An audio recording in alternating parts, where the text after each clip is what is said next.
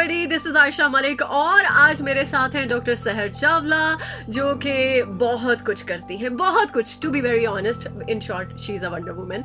और डॉक्टर सहर चावला, बहुत सारे लोग जो कि आपके पास आते होंगे, आपसे गाइड लेते होंगे कि वो किस तरह से हेल्थ को मेंटेन कर सके। आज चूँकि वर्ल्ड हेल्थ डे है तो मैं चाहूँगी कि हम कुछ उन लोगों के हवाले से बात करें जिनको अपने गट को लेके बहुत प्रॉब्लम होती है, क्योंकि उनकी कुछ ऐसी क्रेविंग्स होती हैं जो उन्हें अलाउ नहीं करती कि वो अपने आप को हेल्दी रख सके। सो इस पर सबसे पहले तो आप क्या कहना चाहेंगी?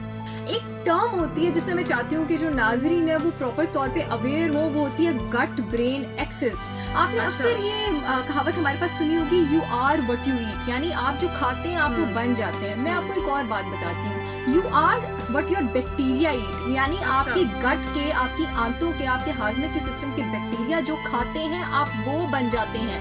अगर आप जंक खाते हैं तो आप जंक बन जाते हैं, अगर आप शुगर खाते हैं which is again another form of junk तो आप जंक बन जाते हैं, और अगर आप मीट खाते हैं तो आप नीट्रीन बन जाते हैं। हमारे जो गट के बैक्टीरिया हैं, यानी जो हमारा खाना हजम करते हैं, जैसे बुरे बैक्टीरिया हैं, अच्छे बैक्टीरिया भी हैं, हम उनको जो फीड करते हैं, अगर हम बुरा फीड करते हैं तो बुरे बैक्टीरिया जो उनकी पॉपुलेशन बढ़ना शुरू कर देती है, अच्छा फीड करते हैं तो अच्छे बैक्टीरिया की पॉपुलेशन जो है वो बढ़ना शुरू कर देती है।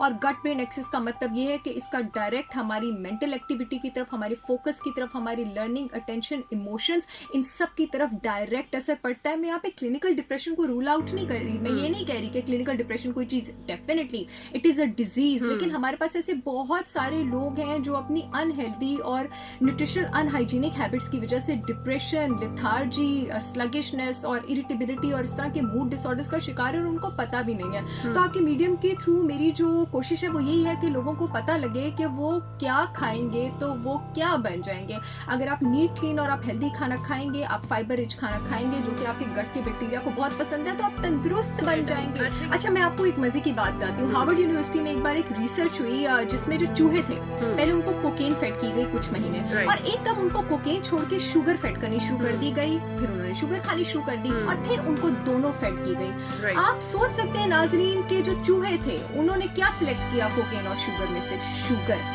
ये है जवाब इस बात का कि आपके पास कितनी ज्यादा एडिक्टिव है और ये क्रेविंग्स क्यों होती हैं। Sugar is more addictive than cocaine. इसी तरह जितना भी जंक जो लोग खाते हैं, जो लोग जंक खाते हैं, इस बात से रिलेट कर सकेंगे, उनको एकदम बैठे बैठे सडनली रात के 10-11 बजे क्रेविंग स्टार्ट होती है कि उन्होंने खाना जो है वो ऑर्डर करना है। तो इसका यही तोड़ है कि आप इस आदत को तोड़ें। जैसे कहते हैं ना कि आप नमाज जो है वो 40 दिन पढ़े, उसके बाद नमाज आपको नहीं छोड़ती, same goes for sugar addiction. आप 40 दिन के लिए शुगर को छोड़ें, आपको वो तकलीफ देती है, उसकी प्रॉपर विड्रॉल सिम्टम्स होते हैं, because it acts like a drug in your body, headache, lethargy, irritability. उसके बाद आपका शुगर लेने का दिल नहीं करता, आप एक प्रॉपर डिटॉक्स डाइट पे जाएं। डिटॉक्स डाइट का मतलब है कि अल्लाह ताला का बनाया हुआ खाना खाएं, आप लोग फल खाएं, आप लोग सब्जियां खाएं, आप लोग ग्रीन वेजिटेबल जूसेस पिएं, आप लोग मछली खाएं, गोश्त खाएं, अंडे खाएं, दही लें, जो लोग लैक्टोज इंटॉलरेंट है वो दूध लें, और अपनी बॉडी को डस्टबिन ना बनाएं। रात के 8 बजे, 9 बजे, 10 बजे खाना इसके अंदर डंप ना करते जाएं। शाम के 6-7 बजे के बाद खाना खाना छोड़ दें। हमारे नबी पाक सल्लल्लाहु अलैहि वसल्लम ने भी फरमाया है कि खाने के बाद कम से कम 40 कदम तो चलो, तो खाते ही जाके अपने बेड पे जंप करके लेट मत जाएं।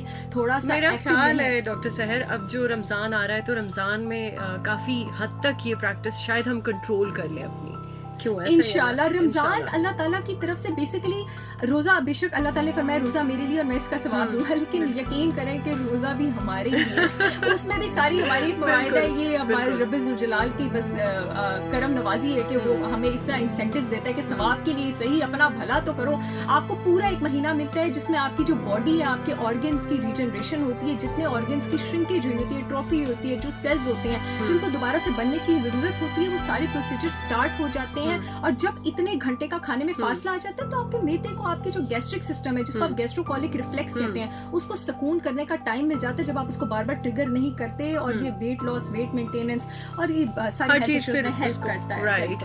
सो जाते जाते अब इस चीज को हम अगर वाइंड अप करना चाहें कि रमजान में क्या खाना जरूरी है और किस चीज को हमें निकाल देना है, बिल्कुल खत्म कर देना है, क्योंकि 30 दिन काफी होते हैं एक चीज की प्रैक्टिस के लिए। प्रॉपर रीजनरेशन है, आपकी एक पूरी रूटीन, आपका एक पूरा लाइफस्टाइल, आपकी हैबिट्स चेंज हो जाती हैं। आपने रमजान में सिर्फ कुफराने नेमत इस तरह नहीं करना और अल्लाह ताला की दी नेमतों की कदर इस तरह करनी कि आपने अल्लाह ताला की दी नेमतों का Right. इंतखाब करना है, और आपने जो मैन मेड फूड है इससे आपने छुटकारा करना है, और आपने फल खाने हैं, सब्जियां खाने हैं, अंडे खाने हैं, दही खाना है। और जैसे हमारे नबी पाक सल्लल्लाहु अलैहि वसल्लम ने फरमाया कि भूख रख के खाओ, तो आपने भूख रख के खाना है, क्योंकि हमारा जो एपेटाइट सेंटर होता है उसको 20 मिनट लगते हैं ये सिग्नल होने में कि मैदा भर चुका है।